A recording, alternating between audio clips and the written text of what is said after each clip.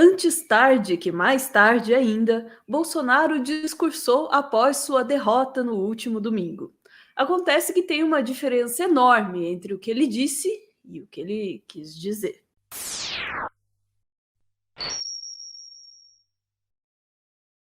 Uma diferença enorme entre o que ele disse e o que ele quis dizer. O que será que isso significa? Que tinha mensagem cifrada no discurso? Será que é alguma coisa por aí? Bora ouvir, eu vou pausando aqui e a Ana vai comentar pra gente. Afinal de contas, não é um discurso muito longo, teve o quê? 2 minutos e alguns segundos? Bora lá.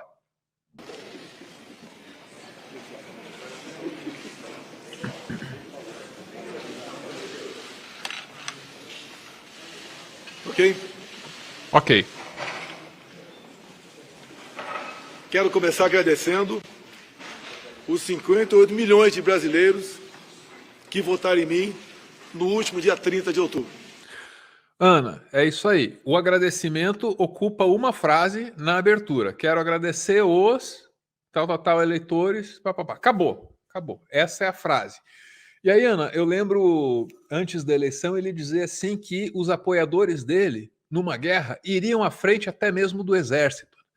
Então eu fico espantado com o tamanho, Ana, da abusividade desse relacionamento, né, que ele tem com os seus liderados, né? É incrível. O pessoal é tratado como bucha de canhão, o agradecimento vem 40 horas depois e ninguém acha estranho, Ana. Pessoal, aí ontem eu mencionei o termo boi de piranha, né? E não me toquei do sentido que isso faz também, né? Sendo gado, ser boi de piranha. É aquele que você joga no rio para as piranhas atacarem, comer, e depois você passa de boa quando elas estão com o buchinho cheio. Não basta ser gado, tem que ser boi de piranha. Boi de piranha. Caramba, hein? Caramba. Isso aí. Então tá, vamos seguir lá. ouvindo aqui o Bolsonaro.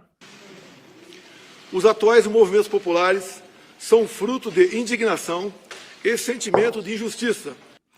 Bom, quero começar pela escolha desse termo, Ana. Movimentos populares.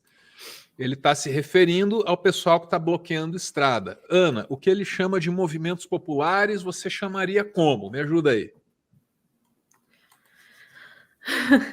Na melhor das hipóteses, baderna. Na pior, de terrorismo. Muito bem. E ele diz que é legítimo. Vamos ouvir o que vem na sequência. De como se deu o processo eleitoral. As manifestações pacíficas sempre serão bem-vindas. Mas os nossos métodos não podem ser os da esquerda. Ana, então as manifestações são legítimas porque elas são contra a maneira como se deu o processo eleitoral. Tá insinuando fraude ou é impressão minha? Tô exagerando? Não, eu acho que tá insinuando, mas depois eu faço um comentário geral a respeito dessas insinuações. Eu acho que dá pra gente retirar aí, mas é tão covarde que assim fica em cima embaixo de uma camada assim de disfarces, né? Ele também diz que as manifestações são bem-vindas se não forem como as manifestações da esquerda. E na sequência acho que ele explica isso. Que sempre prejudicaram a população, como invasão de propriedades, destruição de patrimônio e cerceamento do direito de ir e vir. A direita surgiu de verdade em nosso país. Então as manifestações elas podem ocorrer se elas não cercearem o direito de ir e vir. Só que os movimentos populares, como ele chamou, não é como eu chamaria, como ele chamou no começo, eles estão cerceando o movimento, o direito de ir e vir. Mas mesmo assim são legítimos. Me falha qualquer tentativa de compreender a lógica disso. Mas vamos seguir, eu quero ouvir a Ana mais tarde. Vamos lá. Nossa robusta representação no Congresso mostra a força dos nossos valores: Deus, pátria, família e liberdade. Esse lema aí, se você pesquisar, você vai ficar de cabelo em pé. Você vai saber de onde vem. Formamos diversas lideranças pelo Brasil. Nossos sonhos seguem mais vivos do que nunca. Somos pela ordem e pelo progresso. Mesmo enfrentando todo o sistema, superamos uma pandemia e as consequências de uma guerra. Enfrentando todo um sistema, disse o presidente do Brasil. Ana, eu fico muito intrigado com essa tentativa de, a essas alturas, o Bolsonaro se vender como um sujeito antissistema. Poderia colar no começo da carreira dele, quando ele ameaçava explodir quartel porque queria salário maior para ele e para os colegas lá das Forças Armadas. Já não deveria colar quando era um deputado com quase 30 anos de mandato concorrendo à presidência da República. Agora, Ana, um ex-militar que vira deputado por quase 30 anos, governa o Brasil por quase 4, se dizer antissistema, Ana, esse homem é o sistema nesse momento. Eu gostei, eu não lembro agora quem foi hoje de tarde que comentou, acho que foi na Globo News ali, que disse que pela primeira vez na vida o Bolsonaro vai ter que trabalhar, né? Porque ele não tem uma outra atividade, ele é político profissional e se vende como antissistema, e foi eleito presidente se vendendo como antissistema. O cara passou 30 anos na vida política sem fazer qualquer outra coisa. Eu já acho que o trabalho dele vai ser pescar em área de preservação ambiental, mas vamos ouvir. Sempre fui rotulado como antidemocrático e, ao contrário dos meus acusadores, sempre joguei dentro das 4 linhas da Constituição. Toda hora Essa esse parte eu papo gaitei. das 4 linhas, brother. Essa Toda parte eu dei um berro. Sempre fui rotulado de antidemocrático. Por quê, né? Imagina. Talvez porque você seja. Né? Nunca falei em controlar ou censurar a mídia e as redes sociais. Enquanto presidente da República e cidadão, continuarei cumprindo todos os mandamentos da nossa Constituição. É uma honra ser o líder de milhões de brasileiros que, como eu, defendem a liberdade econômica, a liberdade religiosa, a liberdade de opinião, a honestidade e as cores verde e amarela da nossa bandeira. Muito obrigado. Que isso? Que curto! Meu Deus, estamos... Gente do céu, para quem acompanhou aqui pelo UOL, esse foi o... Esse é o Sakamoto. Tô indignado com o tamanho do discurso. Surpreso, indignado. É que no UOL, eles abriram essa live aí, o quê? 2, sei lá, 3 horas. Posso estar exagerando? Antes do discurso começar. Aí o discurso começa, não deu tempo nem dele ver quem ele ia chamar para comentar e acabou. Entendeu? Ainda bem que a gente não abriu live para isso. Vamos seguir. Vai ter um breve comentário do Josias. E aí vai ser interrompido pelo Ciro Nogueira, ministro-chefe da Casa Civil, que vai falar sobre transição. É o cara que vem dar aquela demão de verniz democrático, depois do autocrata aí. Discurso extremamente curto e objetivo do presidente Jair Messias Bolsonaro, né? Extremamente curto, curtíssimo, objetivo, alguns recados cifrados. Josias, começo com você sobre a análise desse discurso.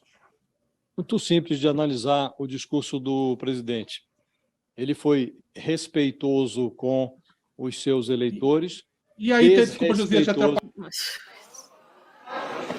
Presidente Jair Messias Bolsonaro me autorizou, quando for provocado, com base na lei, nós iniciaremos o processo de transição.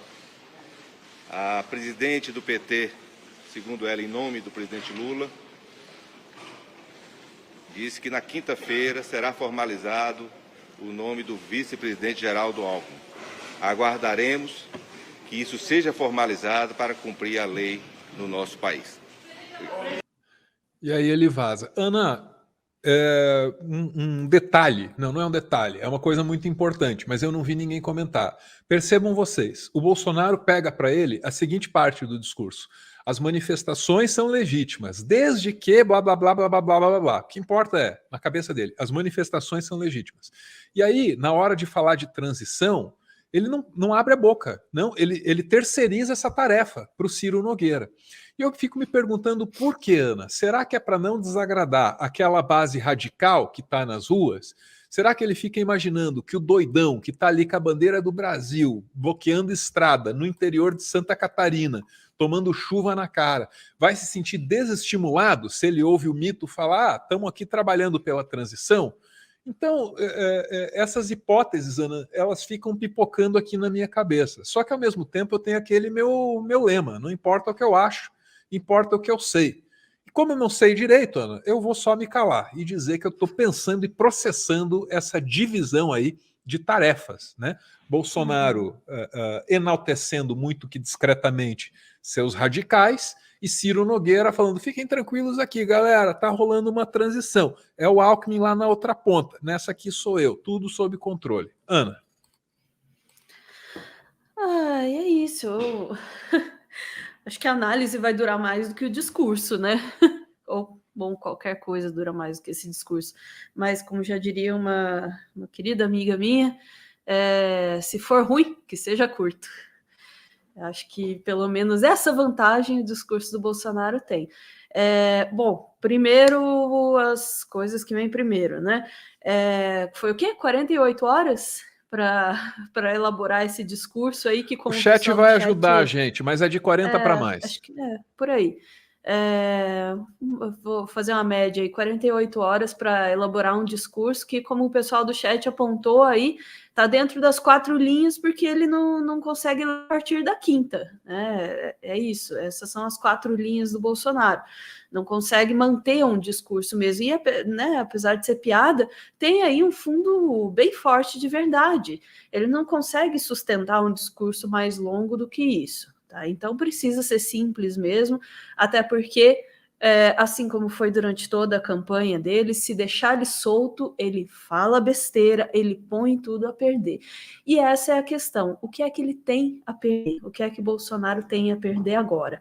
E foi nisso que eu fiquei me focando ao ver esse discurso, né? Contido, não contido no sentido de não falar nenhuma besteira, né, ou no sentido de, sei lá, se manter algum tipo de dignidade, né, mas contido nesse sentido mesmo, de não se permitir falar aquilo que ele realmente pensa, aquilo que ele realmente acha. Então é um discurso enrolador, é um discurso deliberadamente ambíguo. Imagino que seja por isso que levou 48 horas para escrever, porque eles tiveram que ficar cortando e burilando isso para tentar fazer uma coisa que não signifique absolutamente nada, mas possa servir como um daqueles testes psicológicos, sabe? Que tem uma manchinha assim, você vê aquilo que você quer enxergar. Então é mais ou menos isso, né? Para quem quer enxergar um discurso moderado, de transição, você enxerga. Para quem quer enxergar entendemos o seu recado, mito, enxerga também, porque é um discurso que, no fundo, né, não diz nada, né? E eu vou me permitir repetir uma coisa que eu escrevi agora há pouco no Twitter. Assim, esse discurso ele é tão corajoso. Eu acho que ele representa muito bem o espírito do governo Bolsonaro. Corajoso como ele, né? Ou não, na verdade, covarde como ele, que é muita empáfia, que é muita ameaça, mas que no fim das contas não tem o punch todo que ele acha que tem, ou que ele quer fazer parecer que ele tem, né? Não tem essa coragem suficiente, não teve nem para reconhecer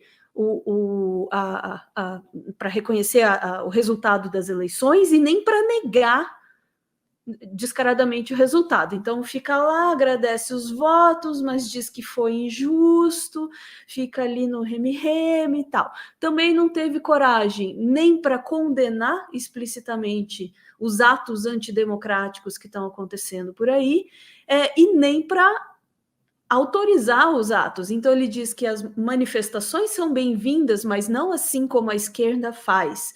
E de fato, isso que ele está atribuindo à esquerda, bom, quem está fazendo são os apoiadores dele, né? Aliás, a esquerda não fez nenhuma vez quando perdeu a eleição, fez esse tipo de coisa que eles estão fazendo, esse esperneio todo que eles estão fazendo. Por fim, acho que só o que dá para dizer é isso: broxa, covarde, minúsculo e mole, o ex-presidente da República em exercício, Jair Messias Bolsonaro.